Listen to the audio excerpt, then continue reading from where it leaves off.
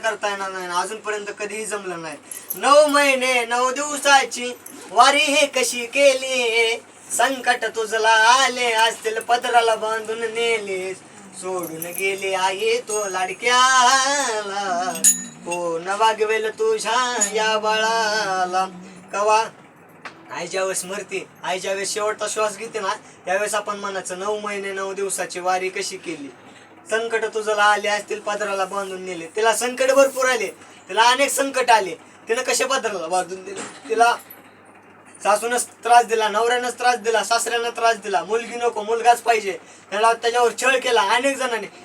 अशा याच्यामध्ये काही काही जणांनी छळापायी आईनं स्वतः मृतदेह गेला, स्वतः मृत्यू पावल्या.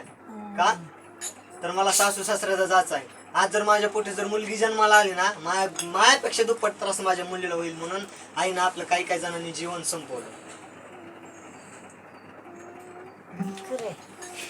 आपल्याला पण जायचंय, आपल्याला काही थांबायचं नाही.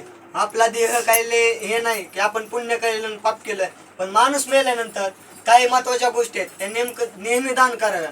काय दान करावं? वस्त्रदान करावं, छत्रदान करावं, लोखंड दान करावं, लोह दान करावं, परत वाहन दान करावं, वाहन म्हणजे चप्पल दान करावी, छत्री दान करावी, कपडे दान करावे, आणि जीवनात आल्यानंतर अन्न पाणी दान हे नेहमी करावं. का तर जोपर्यंत अन्न आणि पाणी दान करत नाही ना, तोपर्यंत माणसाला मोक्ष मिळत नाही. हा गैरसमज काढून टाका की आपण अन्न नाही दिलं आणि पाणी नाही दिलं.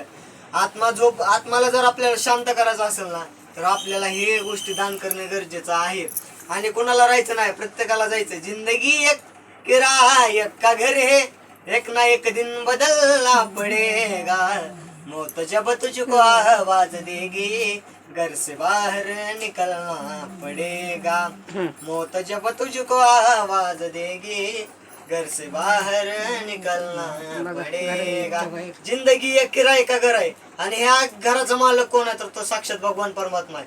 ज्यावेळेस आपल्या दुकानाला कुलूप लावायचं म्हणाल ना, त्यावेळेस आपल्याला या घराच्या बाहेर जायचंय, त्यावेळेस आपल्याला या सगळ्या दुनियेच्या बाहेर जायचंय. आपण फक्त 13 दिवस आत्मा म्हणून भटक राहणार, आणि ज्यावेळेस आपलं पिंडदान होईल, ज्यावेळेस आपलं 13 होईल, त्यावेळेस आपला आत्मा सुद्धा मोक्ष पावणार, त्यावेळेस आपला सुद्धा आत्मावर स्वर्गामध्ये जाणार. लय झालं 13 दिवसाचा खेळ असतो, लय झालं 5 दिवस लोक रडारडी करतात, हाय असं जीवन संपतात. कुणी सांगितलं आई मिली म्हणून एका पोरानं आईच्या चितेमध्ये उडी मारली? कोणच नाही. प्रत्येकाला प्रत्येकाचं आयुष्य जगायचं ठरलं.